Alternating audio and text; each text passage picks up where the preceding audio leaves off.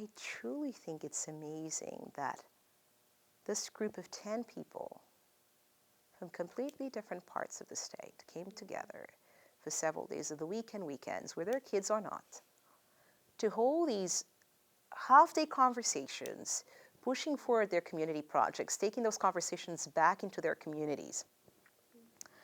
The whole learning process, either be,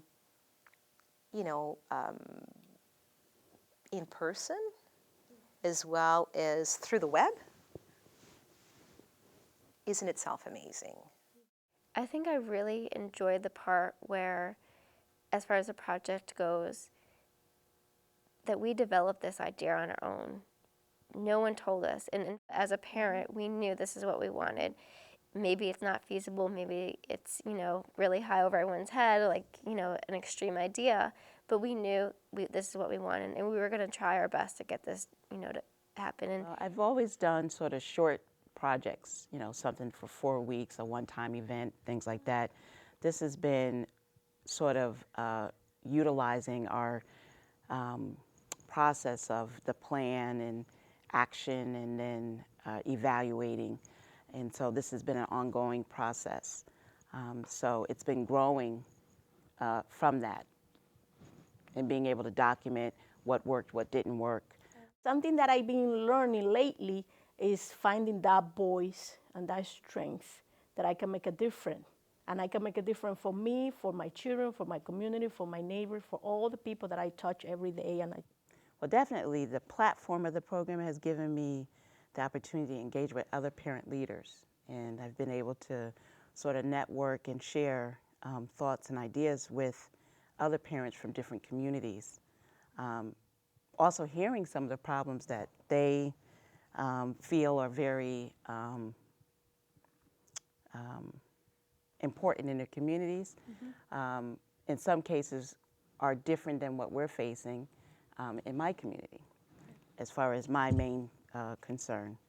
So it was great to learn from what they had to share and also have an opportunity to share and get feedback on what I was interested in pursuing. And to work with like-minded people, especially on this project, that we all believe that change can be made. Not one of us has said it's impossible. In the beginning, I was already afraid to stand up and talk, and my partner, Mr. Carter, was the one pushing me. Monica, you're going to stand up and talk, and helping me break through that ice.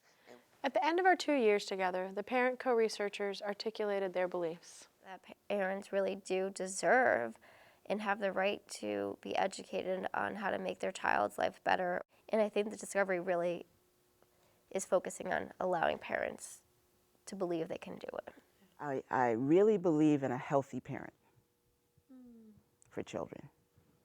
Just to make sure that children are really okay in every aspect, physically, mentally, definitely emotionally, because you'd be surprised as to how many 4-year-olds feel like they have a lot of issues. I heard a 5-year-old the other day said, I have a headache. And to hear a 5-year-old tell me that, it's like, well, what's on your mind that you have a headache? What do you... Before the project, I think that it was more like personal, just about my child, and not understanding that it takes the entire community, the entire village, to create a good environment for my child. I believe in a better tomorrow. I believe. Family can change the world. The parent co-researchers identify what information is and is about, and why information matters. Parents have so many responsibilities already that information becomes kind of like a two-way conversation. Even though it might be just one party delivering it, you have to have the other person on the other side to receive it. And at times giving you feedback on that information that you're delivering. Information is key. Information is knowledge. Information is power. For they just listen. People just sometimes want somebody to listen, and their attitude just change. So that's why information is so important. It's important that when you're talking about trying to impact a group is to understand the group. And some of that is to ask them what they need, what they want, what they're looking for. Going into the community and interviewing parents from different parts of the spectrum was really, really interesting and helpful. And then the journey that took us into doing, for example, the focus groups and really having larger conversations with other people from across the state. And weave through this process were our own conversations as a group.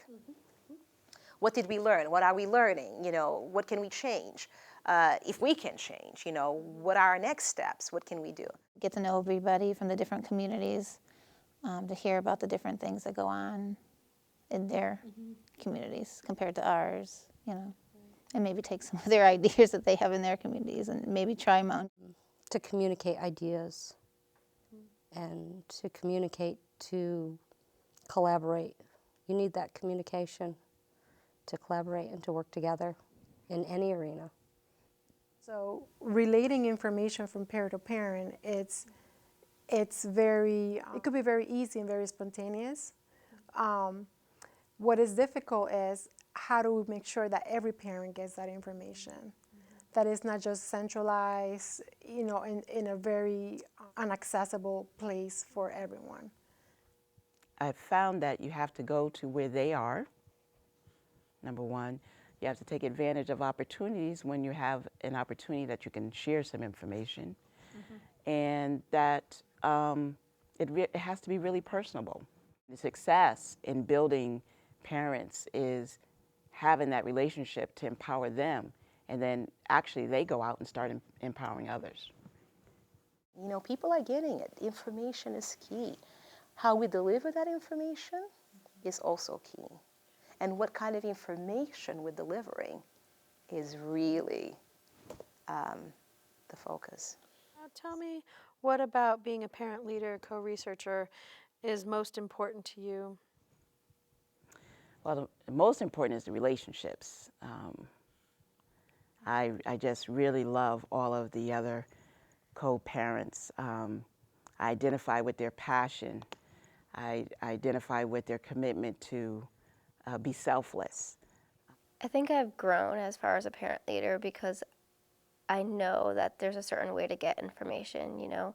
There's a process to do it. There's people that can help you, but I've also, through even this project, know that there are, you know, obstacles that do stand in the way, and you have to find a way to go around those obstacles, and it might just be starting scratch, like right from the beginning, and that you have to easily be able to change your mind and be quick on your feet because things don't always happen the way that you plan.